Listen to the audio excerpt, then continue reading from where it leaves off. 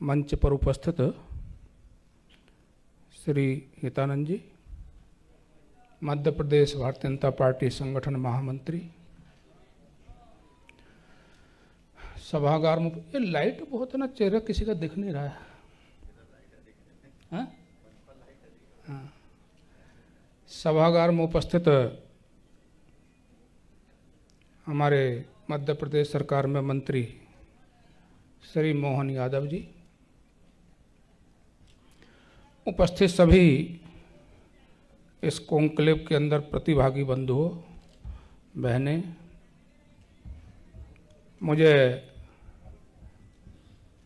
श्री मुरलीधर जी ने इस कार्यक्रम में रहने का आग्रह किया था। मैं टेक्नोलॉजी का एक्सपर्ट व्यक्ति नहीं हूँ ज़्यादा, इसलिए सोशल मीडिया, उसका इम्पैक्ट, इस विषय में आप मुझसे अधिक जानते हैं। लेकिन इतने सब समूह के रूप में देश भर के लोग एकत्रित हैं, सबसे मिलना, सबसे बातचीत करना और सबके बीच में उपस्थित रहना, इस कारण से मुझे भी लगा कि मुझे यहाँ पर रहना चाहिए। उस लोभ को मैं संवरण नहीं कर पाया। पहले ऐसा सोचा था कि आज के इस विषय को पीपीटी के माध्यम से आपके सामने रखा जाए, लेकिन प्रतिदिन प्रवास होने के कारण से उसकी तैयारी का अवसर मुझे मिला नहीं है। कोई दिन मेरा खाली नहीं है और इसलिए रात्रि को मैं आंध्र प्रदेश से हैदराबाद होते हुए आया। तो मैं पीपीटी नहीं, केवल वैसे ही आपके बीच में इस विषय को रख रहा हूँ। आज 11 बजे से मन की बात है और यहाँ के कार्यकर्ताओं ने उसमें जाने के लिए मुझे किसी बूथ पर निश्चित किया है और इसलिए 10:55 से अधिक समय तक मैं आपके बीच में रुक भी नहीं सकता। ये आपके लिए प्रसन्नता की भी बात है कि ज़्यादा भाषण नहीं सुनना पड़ेगा और कुछ विषय छूटेगा तो हितानंद जी अपने विषय में उसको पूर्ण करेंगे। मुझे एक विषय दिया है, एक भारत की अवधारणा, एक राष्ट्र की अवधारणा और सोशल मीडिया उसमें अपनी भूमिका कैसे रख सकता है, उसको कैसे और अधिक बढ़ा सकता है। मैं इसके 2 पार्ट विषय के आपके बीच में कर रहा हूँ। एक है कि एक राष्ट्र की अवधारणा क्या है, क्योंकि यदि वो क्लियर होगा तो फिर सोशल मीडिया ने क्या रोल करना है, ये स्वाभाविक रूप से हमारे सामने आ जाएगा। सोशल मीडिया के आप सब लोग एक्सपर्ट हैं, इसलिए उसके डाटा वगैरह रखने की आवश्यकता मैं समझता नहीं और कल से अनेक वक्ताओं ने रखे भी होंगे। राष्ट्र के बारे में जो हम विचार करते हैं तो पश्चिम की जो राष्ट्र की कल्पना है और भारत की जो राष्ट्र की कल्पना है, इन दोनों में अंतर है। बहुत लच्छेदार बातें ना करने का क्योंकि समय नहीं है, कुछ उदाहरणों से आपको मैं समझाने का प्रयास कर रहा हूँ। पश्चिम की जो राष्ट्र की कल्पना है, ये एक पॉलिटिकल यूनिट है। राजा है, वो लोकतांत्रिक पद्धति से चुना गया हो अथवा प्राचीन समय में वो तानाशाही पद्धति से या कुलीन पद्धति से आया हो, उसका जो क्षेत्र है, उसकी जो शासन व्यवस्था है, उस एरिया को उन्होंने राष्ट्र के रूप में निर्धारित किया। यदि वो भाग टूटता चला गया, खंडित हो गया, तो उन्होंने उसको 2 राष्ट्र मान लिया और इसलिए पॉलिटिकल यूनिट, पॉलिटिकल इकाई, ये पश्चिम की एक राष्ट्र के बारे में अवधारणा है। एक उदाहरण केवल इस समय में दूंगा, समय की मर्यादा होने के कारण से। कैम्ब्रिज एनसाइक्लोपीडिया जिसको बोलते हैं, उन्होंने राष्ट्रवाद को परिभाषित करते हुए कहा, वो कहते हैं राष्ट्रवाद को परिभाषित करते हुए इसे एक राजनीतिक अवधारणा बताती है। इसमें राष्ट्र एक मूलभूत राजनीतिक इकाई है। छोटे छोटे 2-3 उदाहरण देता हूं, जिसको हम इंग्लैंड बोलते हैं, ग्रेट ब्रिटेन। लेकिन ग्रेट ब्रिटेन के अंतर्गत स्कॉटलैंड है, आयरलैंड है, उनके अपने अलग होने के आंदोलन भी हैं, लेकिन एक शासन सत्ता इकाई होने के कारण से एक राष्ट्र के रूप में देखते हैं। जर्मनी एक राष्ट्र था, आपस में विभाजन हुआ, साम्राज्यवादी ताकतों ने उसको तोड़ दिया, तो पश्चिम जर्मनी और पूर्वी जर्मनी एक राष्ट्र के 2 राष्ट्र हो गए। उत्तरी वियतनाम, दक्षिण वियतनाम, उत्तरी कोरिया, दक्षिण कोरिया, इतिहास के अनेकों ऐसे उदाहरण हैं। एक थे, आपस में विवाद हुए, किन्हीं भी कारणों से विभाजित हो गए, तो 2 राष्ट्र बन गए। संयुक्त राष्ट्र संघ ने उनको मान्यता भी दे दी। रूस का हम देखते हैं तो एक यूएसएसआर,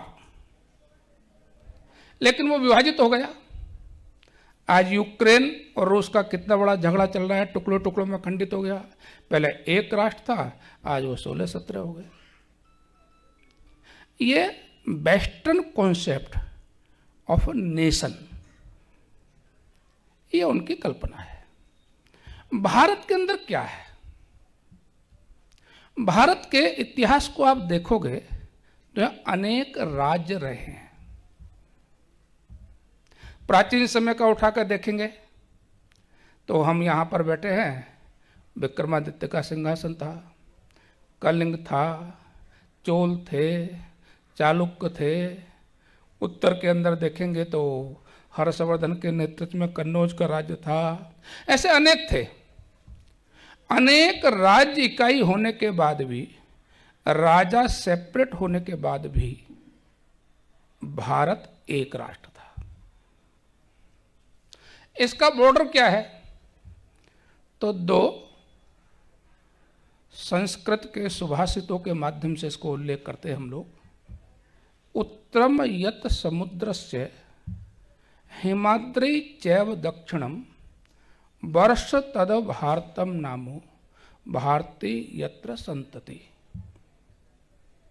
जो समुद्र के उत्तर में है, हिमालय के दक्षिण में है, वो भारत है, और वहाँ की संतति ये भारतीय है। इसी बात को बृहस्पति पुराण में दूसरे प्रकार से कहा गया, हिमालयम समारभ्य यावद इंदु सरोवरम तम देव निर्मितम देशम हिंदुस्थानम प्रचक्षते। हिमालय से आरंभ होकर हिंदू महासागर तक ये जो विशाल भूभाग है, ये हिंदुस्तान है, नॉट हिंदुस्तान, हिंदुस्तान। ये एक भौगोलिक एरिया को वर्णन करता है। इसलिए राज्य अलग रहे, राजा अलग रहे, भाषाएं अलग रही, खान पान अलग रहा, रीति रिवाज अलग रहे, रंग अलग रहे, वेश अलग रहे, लेकिन फिर भी ये एक राष्ट्र है, एक राष्ट्र था और एक राष्ट्र रहेगा। तो इसका कारण क्या है? तो इसको जोड़ने वाला जो तत्व है वो पॉलिटिकल यूनिट नहीं है, वो कल्चरल यूनिट है। संस्कृति इसको जोड़ती है, इसलिए हम कहते हैं यहां कल्चरल नेशनलिज्म। ये सांस्कृतिक राष्ट्र है, कल्चरल नेशन। इसको जोड़ने वाला तत्व एक संस्कृति है। अब इसका उदाहरण बताता हूँ छोटे छोटे। भेद का मैंने उल्लेख किया तो हमारे संविधान ने एक लगभग 22 लैंग्वेज जो है स्वीकृत की हमारे देश के अंदर, जो संवैधानिक तौर पर अधिकृत है। लगभग 121 भाषाएं छोटे बड़े क्षेत्र के अंदर बोली जाती हैं, और जिसको बोली के रूप में कहेंगे, कहीं ना कहीं प्रभाव है 1652 बोलियां हैं। इसलिए भाषाएं अलग है, बोलियां अलग हैं। हमारे कहा गया, कोस कोस पे बदले पानी, 4 कोस पर बानी। भाषाएं अलग हैं। कलर का आप देखेंगे तो दक्षिण में जाते हैं तो ब्लैक दिखाई देता है, और आप हिमाचल उत्तराखंड में जाएंगे तो ब्लैक ढूंढना कठिन पड़ जाता है। राजस्थान के व्यक्ति की ऊंचाई देखेंगे और अरुणाचल, मेघालय उस क्षेत्र देखेंगे तो छोटे कद के लोग हैं। चेहरे की बनावट में देखेंगे तो आपको स्पष्ट दिखाई देगा कि किसी का चपटा है, किसी का ठीक से है। खान पान में देखेंगे तो हमारे एक अधिकारी बड़े मजाक में कहते थे कि वो केरल गए। आजकल मुझे भी दक्षिण में बहुत जाना है, तो क्या है कि सबसे अंत में कर्ड राइस ये आता है। उससे पहले क्या है, सांभर के साथ, रसम के साथ, अलग अलग प्रकार से। तो ऐसा कहते हैं कि अधिकारी मजाक में कहते थे कि एक कार्यकर्ता, उसकी माताजी भोजन करा रही थी, 7 बार चावल परोसने की परंपरा थी। तो 1 बार, 2 बार, 3 बार, 4 बार। माताजी ने पूछा कि बेटा तो आप लोग कितने भाई हो? बोले चावल खाने के बाद बच गए तो 4 है, नहीं तो 3 ही है। लेकिन ये कपिल जी बैठे हैं यहाँ पर। आप दिल्ली में आएंगे तो कभी मेहमान आता है तो चावल मिलेंगे, नहीं तो रोटी रोटी है। अब खान पान की विविधता है। दक्षिण के लोग लुंगी पहनते हैं तो उत्तर के लोग नहीं पहनते। लेकिन ये विविधता होते हुए भी हम एक हैं। एक क्यों है? क्योंकि ये विविधता, ये हमारी विशिष्टता है, पहचान है। ये सेपरेटिज्म नहीं है, अलगाव नहीं है। तो इसको जोड़ने वाला तत्व क्या है? बहुत छोटे में उदाहरण दूंगा क्योंकि ज्यादा समय नहीं है। स्वामी विवेकानंद ने क्या कहा? इस राष्ट्र को जोड़ने वाला तत्व उनकी दृष्टि में बोलते हैं spiritualism, patriotism and religion served as the foundation for Vivekananda nationalism. आध्यात्मिकता, देशभक्ति और धर्म, ये इस राष्ट्र को जोड़ता है, इसका फाउंडेशन है। इसको बहुत अच्छा आप समझेंगे तो आपको आनंद आएगा। उदाहरण सुन के मेरा, डॉक्टर राम मनोहर लोहिया ने समझाया है। उनका एक आर्टिकल आप पढ़ना सब, उसका नाम है राम कृष्ण शिव।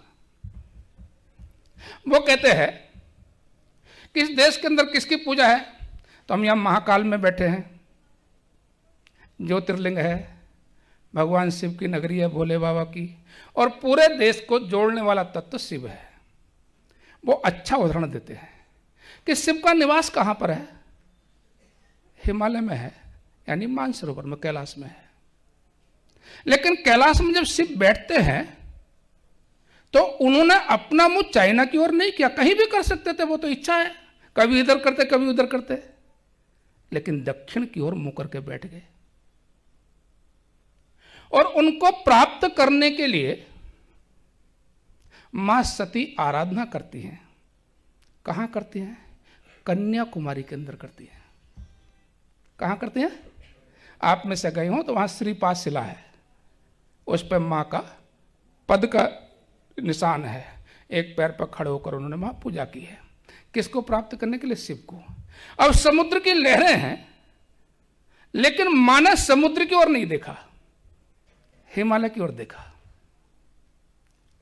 शिव हिमालय में बैठकर समुद्र की ओर देखते हैं, और शिव को प्राप्त करने के लिए मां सती, मां पार्वती वो कन्याकुमारी के रूप में पूजा करती हैं। तो देखती हिमालय की ओर। ये हिमालय और ये समुद्र, ये शिव और पार्वती, यह है सांस्कृतिक एकता। क्योंकि इस राष्ट्र के अंदर रहने वाले असंख्य लोग वो शिव के अनुयायी हैं, तो शिव उनको जोड़ने वाला तत्व है। राजा बदले, भाषाएं बदली, खान पान बदला, रीति रिवाज बदले, पोशाक बदली, लेकिन शिव और पार्वती सदैव सबके हृदय में जीवित हैं। इसका नाम है सांस्कृतिक राष्ट्र। दूसरा क्या है, हमको तोड़ने के बहुत प्रयास हुए, लेकिन हम लोगों ने एक नारा लगाया था कि राम ने उत्तर दक्षिण जोड़ा, भेदभाव का बंधन तोड़ा। तो शिव जोड़ते हैं, वैसे राम भी जोड़ते हैं। कैसा जोड़ते हैं? तो सर्वत्र राम की उपासना है। उदाहरण बताता हूं। तमिलनाडु में जाइए तो भगवान राम के नाम पर नाम मिलता है, कहते हैं रामा स्वामी।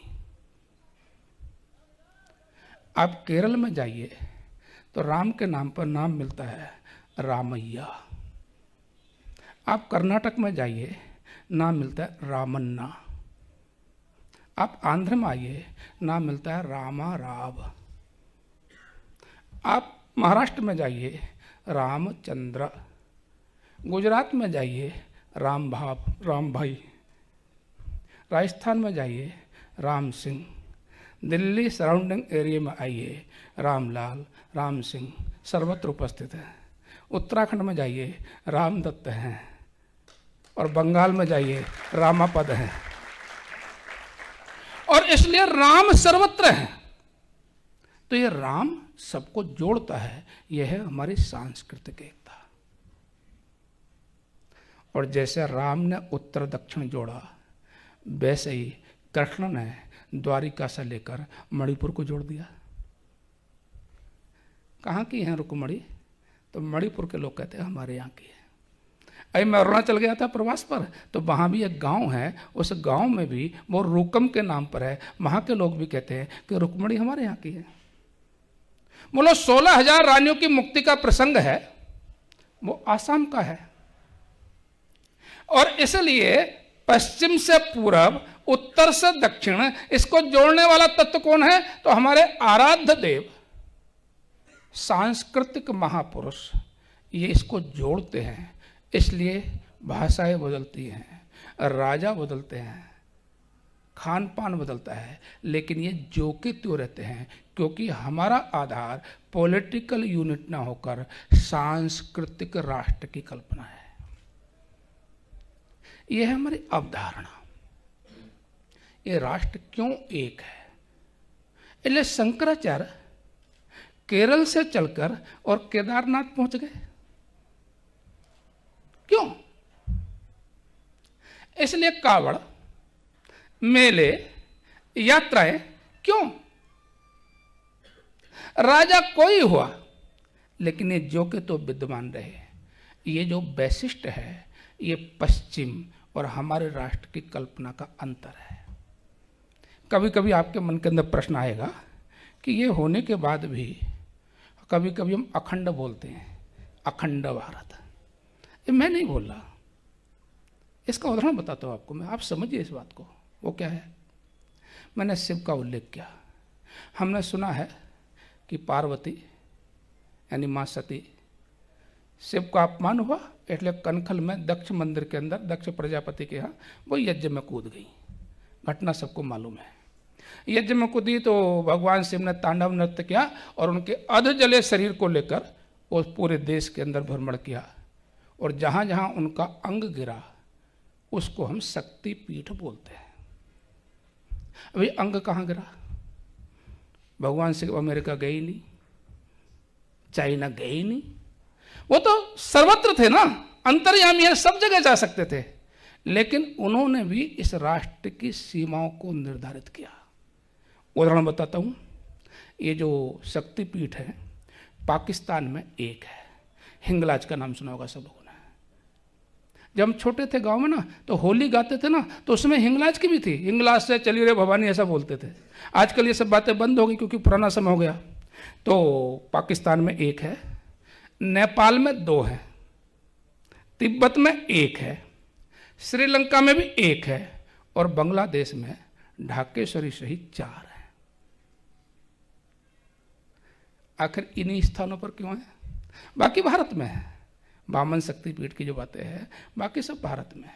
तो उन्होंने भी, यानी भगवान शिव ने और पार्वती ने, कब हुई होगी घटना पता नहीं, लाखों वर्ष कहो, जो भी कहो, शोध का विषय है, लेकिन उन्होंने भी सांस्कृतिक दृष्टि से मां के अंगों को उन्हीं स्थानों पर गिराने का काम किया। वो स्वाभाविक गिरे जिन्होंने इस राष्ट्र की सीमाओं को और इसके भूगोल को निर्धारित किया।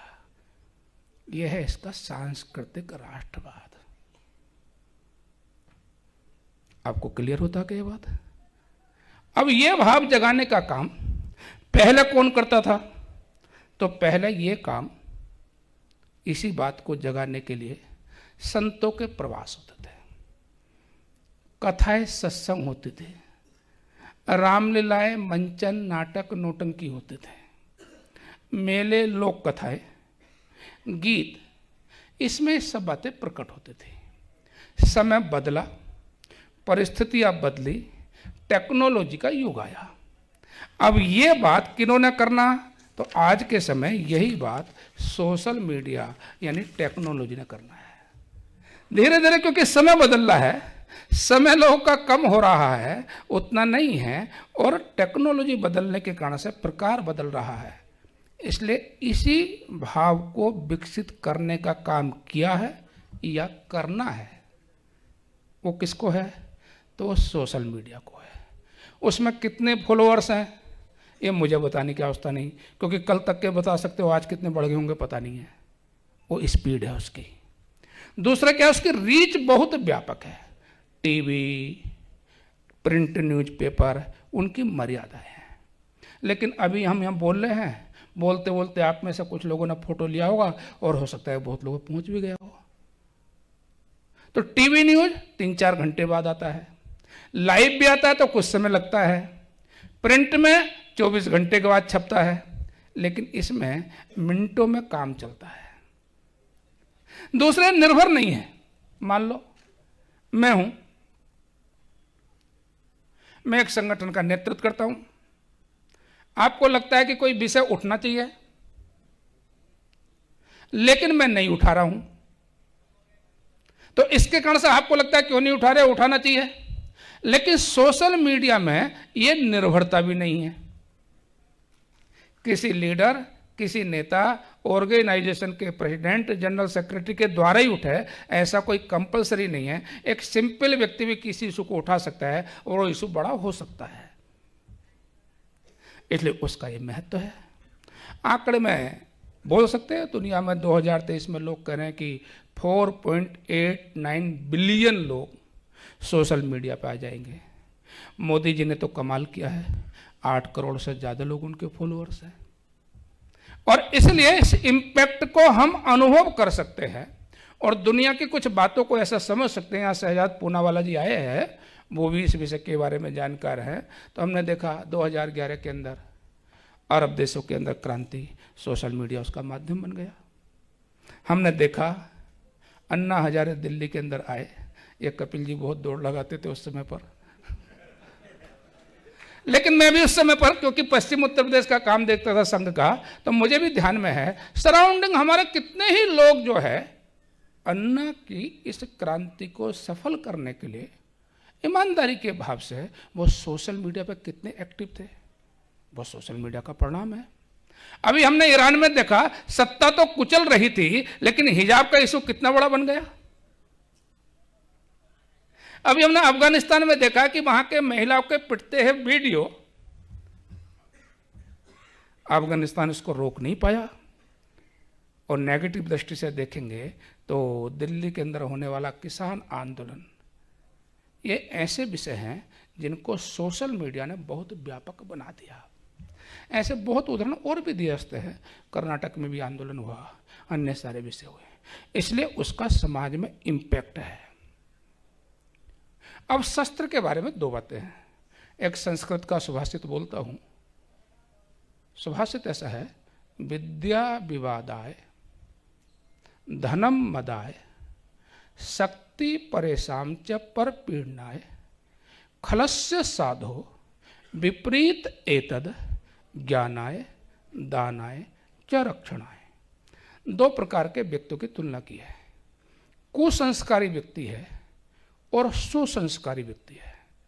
तो कुसंस्कारी व्यक्ति की विशेषता क्या है कि उसके हाथ में जो शस्त्र आया, आतंकी के हाथ में शस्त्र है तो लोगों को मारने के, हिंसा के काम में आएगा, और हनुमान जी के हाथ में गदा है तो सीता माता और महिलाओं के सम्मान की रक्षा में काम आएगी। शस्त्र दोनों पर है, लेकिन शस्त्र का उपयोग करने वाला व्यक्ति कैसा है इसके ऊपर निर्भर करता है। तो यह शस्त्र है, ये तोड़ने के काम भी आ सकता है, ये जोड़ने के काम भी आ सकता है।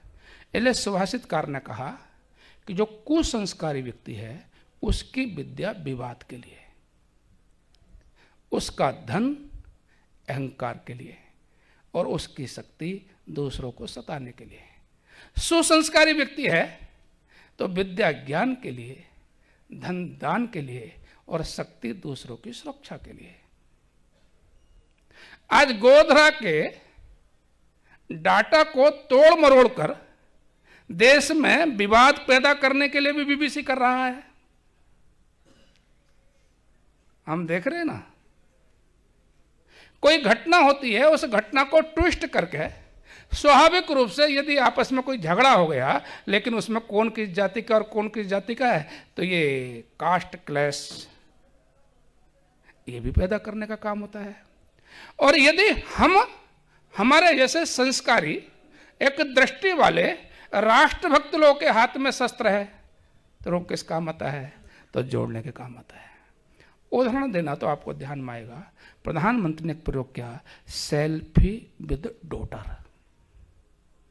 सोशल मीडिया की क्रांति है, लेकिन परिणाम क्या हुआ कि एक देश की बहुत बड़ी सामाजिक समस्या को उन्होंने सॉर्ट आउट या सॉल्यूशन करने का काम सोशल मीडिया को बनाया। घर घर के अंदर महिलाओं को सम्मान, कन्या के उत्पन्न होने पर प्रसन्नता व्यक्त करना, यह समाज में परिवर्तन हो गया। इसका सोशल मीडिया का यह भी उपयोग है। हमने देखा किसी महाकाल के अंदर महाकाल लोक बना। आज ये मोहन जी आपको बताएंगे तो आपको सुनकर आश्चर्य होगा कि आर्थिक दृष्टि से इसके कारण से इतनी समृद्धि होगी, होटल कम पड़ गए, लोगों को अपने घर पेइंग गेस्ट रूम के रूप में बनाने पड़े। ये किससे हो गया? ये महाकाल लोक भी सोशल मीडिया से चमक गया। मोदी जी ने इंदौर में बोलते हुए कहा कि इंदौर का जो सर्राफा बाजार है, यहाँ के लोग खाने में भी शौकीन हैं, तो आज उस सर्राफा बाजार में इस सोशल मीडिया ने उस विषय को उठा लिया तो आर्थिक समृद्धि का आधार बन गया। केदारनाथ में उन्होंने जाकर साधना की, वो सोशल मीडिया पर चला गया, और बद्रीनाथ केदारनाथ तो मैं जानता हूं वहां के 1 लाख एक टर्म में एक साल में अधिकतम 1 लाख 2 लाख यात्री आते थे। तो वहां के पंडे पुजारी कहते थे, शिवप्रकाश जी भाई साहब इस बार यात्रा बहुत अच्छी रही, लेकिन अब कितने आ रहे हैं? इस बार 12-13 लाख का आंकड़ा है। यह सोशल मीडिया का कमाल है। और इसलिए ये जो राष्ट्र की एकता और एकात्मता है, जिसका उल्लेख मैंने किया, जिसके वैशिष्ट है, सोशल मीडिया इस कंटेंट को लेकर आगे बढ़ा है और आगे और बढ़ता है। तो इसके कारण से इस देश की एकात्मता पुष्ट होती है, और इसलिए उसके अनेक प्रयोग हो चुके हैं, अनेक प्रयोग हो सकते हैं। जैसा मोदी जी ने कहा, हर घर तिरंगा पिछले दिनों आपको ध्यान में है, और इसलिए अपनी डीपी तिरंगा की लगाएंगे। सबने लगाई, सोशल मीडिया से चला कैंपेन, सोशल मीडिया के माध्यम से ही तिरंगे की बिक्री भी शुरू हो गई ऐप के माध्यम से। आपको सुनकर आश्चर्य होगा, हम इंदौर में, दिल्ली में, सराउंडिंग दिल्ली के आसपास बैठकर इसको जो अनुभव करते हैं, लेकिन इसको यदि आप नॉर्थ ईस्ट में जाकर अनुभव करें तो इतिहास की घटनाएं हैं। 1947 के बाद अनेक स्थानों पर पहली बार तिरंगा लहरा है। तो सोशल मीडिया ने जिन क्षेत्रों के अंदर राष्ट्रभक्ति का ज्वार प्रकट होना बाकी था, सोशल मीडिया ने उसको खड़ा कर दिया। क्यों? क्योंकि सोशल मीडिया का कैंपेन ऐसा था, वो देश के करोड़ लोगों तक पहुंच गया। कौन मोदी, कहां झंडा मिलेगा, लोगों को पता नहीं है, लेकिन अपने यहाँ तिरंगा लहरा रहे हैं।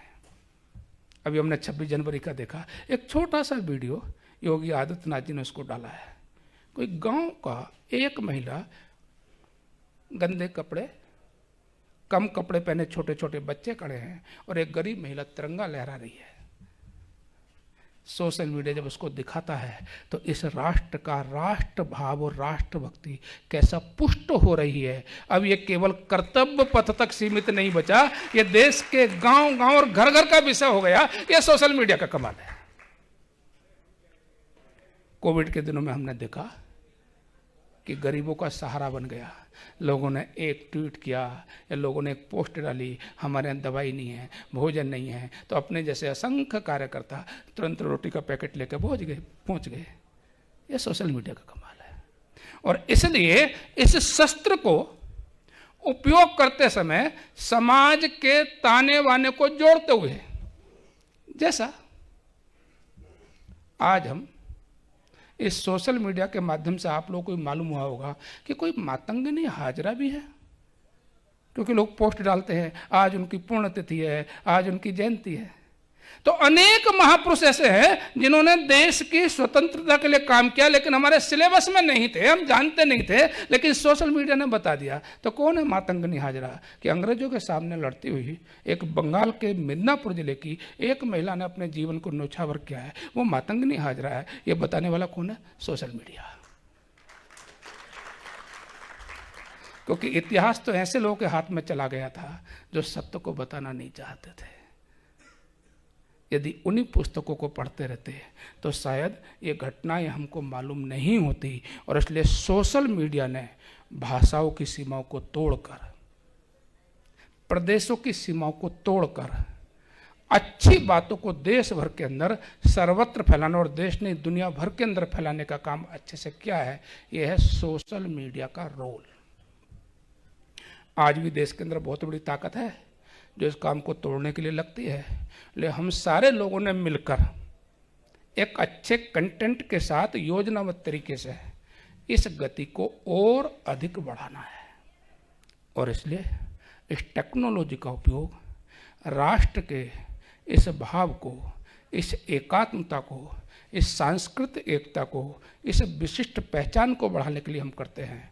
तो एक राष्ट्र के भाव को और अधिक पुष्ट करने में हम सहभागी हो जाएंगे। इसी शब्द को मोदी जी ने अपने शब्दों में कहा है, एक भारत श्रेष्ठ भारत। और इसलिए हम सब मर्यादाओं से तोड़कर, सब मर्यादा यानी सब सीमाओं को तोड़कर, तमिल के महापुरुष हैं कि असम में जन्मे हैं, मणिपुर के हैं कि गुजरात के हैं, लेकिन राष्ट्र की एकात्मता के लिए काम किया है वो महापुरुष, उनके कहे हुए वाक्य, उनके पद, उनके जीवन की विशिष्टताएं, हमारे जोड़ने वाले तत्व। मैं घंटों इस विषय पर आपके बीच में बोल सकता हूं, लेकिन समय की मर्यादा के कारण से मैं छोटे संक्षेप में कुछ उदाहरण देकर आज इस विषय को आपके बीच में रखते हुए मैं समाप्त कर रहा हूं। हम सब इसमें सहभागी बने, सब सक्रिय बने। अभी भी एक बहुत बड़ा षड्यंत्र इस ताने वानों को तोड़ने में सक्रिय है, अभी वो इफेक्टिव भी है, उसको हम रिजेक्ट नहीं कर सकते। उनके इस माया जाल को, इस तंत्र जाल को तोड़ते हुए हम इस राष्ट्र भाव को पुष्ट करने में सहभागी बने। ये अपने देश के लिए, ये अपने देश के विकास के लिए, अपने देश की सोशल हार्मनी के लिए और विश्व के कल्याण के लिए आवश्यक करणीय काम है। हम इसमें सहभागी बनते हैं तो निश्चित रूप से हम सोशल मीडिया के माध्यम से भी देशभक्ति का उत्कृष्ट काम ही कर रहे हैं। इस श्रेष्ठ भाव से आप करें। अटल जी की पंक्तियाँ बोलते हुए अपना विषय समाप्त कर रहा हूँ। उन्होंने कहा था, कभी थे अकेले, हुए आज इतने, तब ना डरे तो अब क्या डरेंगे। विरोधों के सागर में चट्टान हैं हम, जो टकराएंगे मौत अपनी मरेंगे। और इसलिए हम उन सब को परास्त करते हुए सफल हों, सक्रिय हों, इतना निवेदन करते हुए बात पूर्ण कर रहा हूँ और मुझे तुरंत निकलना पड़ेगा, इसलिए किसी को भी उठने की आवश्यकता नहीं है। और हितानंद जी क्योंकि वो इस समय कार्यक्रम की अध्यक्षता कर रहे हैं, तो उनसे भी क्षमा मांगते हुए और उनके पूरे विषय को आप धैर्य के साथ सुनेंगे, मैं लौटकर दोबारा यहाँ पर आ रहा हूँ, तब हम लोग मिलेंगे।